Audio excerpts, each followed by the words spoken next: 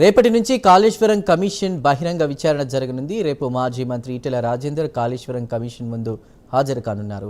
ఈటెలను commission chief justice PC Ghosh cross examining చేయనున్నారు.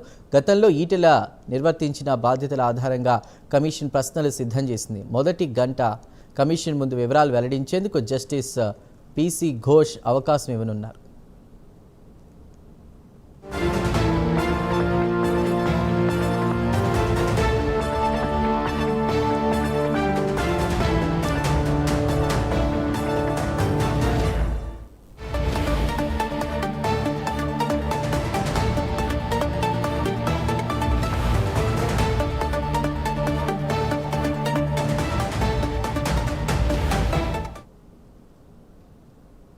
రేపటి నుంచి కాళేశ్వరం కమిషన్ బహిరంగ విచారణ జరగనుంది. రేపు మాజీ మంత్రి ఈటెల రాజేందర్ కాళేశ్వరం కమిషన్ ముందు హాజరు కానున్నారు.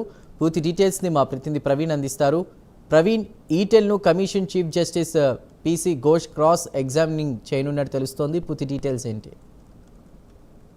Thank you Chandu. అయితే కాళేశ్వరం ఎత్తిపోతల పరిధిలోని బ్యారేజ్ల నిర్మాణంలో అవకతవకలపై విచారణ కోసం ఏర్పాటైన కాళేశ్వరం కమిషన్ తుది దశ విచారణ మొదలుపెట్టిందనే చెప్పాలి. అయితే ఇది యాక్చువల్ గా విచారణ మే 2వ వారం వరకు విచారణ కొనసాగించి మే 2వ వారంలో ప్రభుత్వానికి ఒక నివేదిక కూడా ఇవ్వాలి. కాకపోతే ఇప్పటికే ఒక నివేదిక రిపోర్టు ఆధారంగా దాని ఇంకా కాళేశ్వరం కమిటీ ఒక నివేదికను కూడా అయితే చక్కర్లు కొడుతున్న నేపథ్యంలో ఈ నేపథ్యం మొత్తం టోటల్ గా చూసుకుంటే ఇప్పటి వరకు 400 పేజీల రిపోర్ట్ ను కూడా కాళేశ్వరం కమిషన్ సిద్ధం చేసిందనే తెలుస్తుంది. అదేవిధంగా దాదాపు 90% రిపోర్ట్ మొత్తం టోటల్ గా పూర్తి చేసింది. ఇంకొక 10% మాత్రమే మిగిలి ఉంది. ఆ 10%లో ఎవరైతే అప్పుడు ప్రభుత్వం ఉందో, గత బీఆర్ఎస్ ప్రభుత్వంలో ఉన్నటువంటి సీఎం మాజీ సీఎం కేసీఆర్ ఉన్నారో, కేసీఆర్ ని, హరీష్ రావుని అండ్ ఈటలని విచారిస్తే, ఈ ముగ్గురుతో పాటు విచారిస్తే ఇంకో 10% మొత్తం 100% గా విచారణ పూర్తవుతుంది. కాబట్టి ఈ విచారణ తుది దశకు చేరుకున్న నేపథ్యంలో రేపు ఈ యొక్క కాళేశ్వరం కమిషన్ ముందుకు అయితే ఈటల అయితే రేపు హాజరు కావాల్సి ఉంది. కాబట్టి అయితే ఈటల హాజరు అవుతారా లేదా అనే విషయం కూడా సందిగ్ధంగా ఉన్నదని తెలుస్తుంది.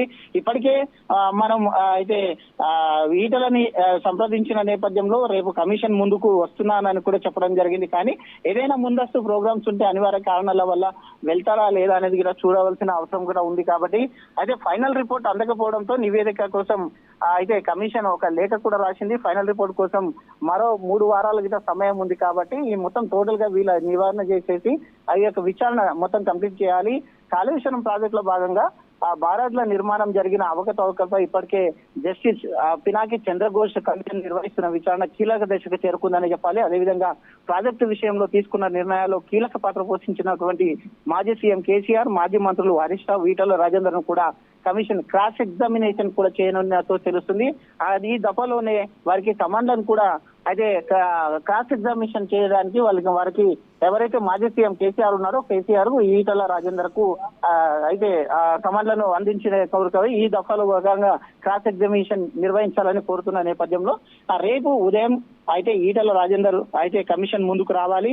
అదేవిధంగా 9వ తేదీ, ఈ నెల 9వ తేదీన హరీష్ రావు కూడా ఈ కమిషన్ ముందుకు విచారణకు రావాలి. అదేవిధంగా ఈ యొక్క 5వ తారీఖు ఈ రోజు మాజీ సీఎం కేసీఆర్ ది విచారణ ఉన్న నేపథ్యంలో ఆయన మరొక వారం గడువు కావాలంటూ కోరే నేపథ్యంలో ఈ నెల 11వ తేదీన కేసీఆర్ ను అయితే విచారణకు రావాల్సిందిగా అయితే కోరడం జరిగింది. కాబట్టి ఇది మొత్తం టోటల్ గా వీళ్ళని విచారించిన నేపథ్యంలో అయితే టోటల్ గా రిపోర్ట్ ని ప్రభుత్వానికి అందించడానికి సిద్ధం చేసింది. దీనికి సంబంధించిన ఎవరైతే ప్రాజెక్టులకు సంబంధించిన వారు ఉంటారో, ఇంజనీరింగ్ విభాగం కానీ ఆ యొక్క అయితే దాన్ని డెవలప్ చేసిన వారు ఎవరైతే ఉంటారో వాళ్ళని మొత్తం టోటల్ గా అయితే విచారణ చేసింది. అధికారుల విచారణ తీసుకున్న నేపథ్యంలో ఈ యొక్క విచారణ కీలకంగా మారింది. Chandru. Right Praveen, thank you.